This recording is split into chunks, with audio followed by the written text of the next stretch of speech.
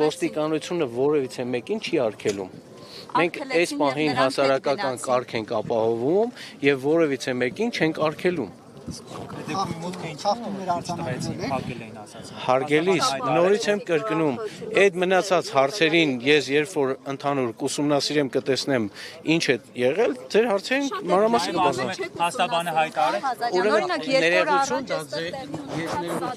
Ուրեմն նորից եմ կրկնում, ցանկացած ես հիմա չեմ ուզում ձեր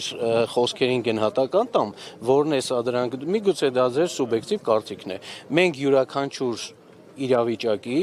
որտեղ որ կա անհրաժեշտություն ոստիկանության միջամտության, պարտադիր լինում է համապատասխան գործառույթ։ Պարոն ոստիկանապետ, փաստաբանը հայտնեց, որ հոգևորականները, որոնք հրավիրվել էին քննչական կոմիտե,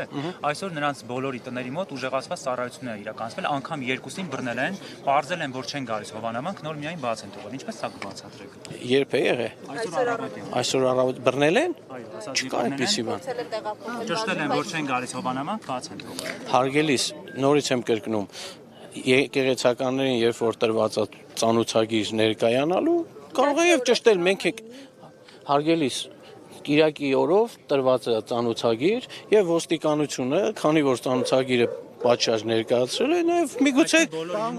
ես ասում եմ բոլորին ոչ, բոլորի մասին չի խոսքը։ Ես հիմա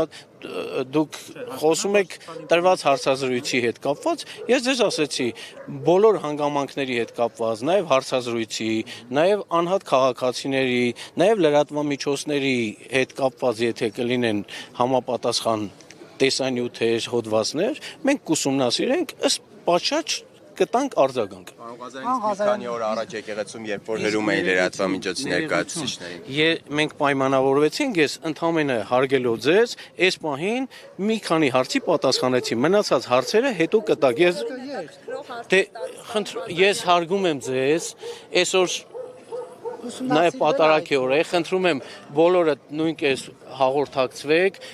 Աստծու հետ եւ ես խնդրում եմ մնացած հարցերին խնդրում եմ գնահատականներ մի տվեք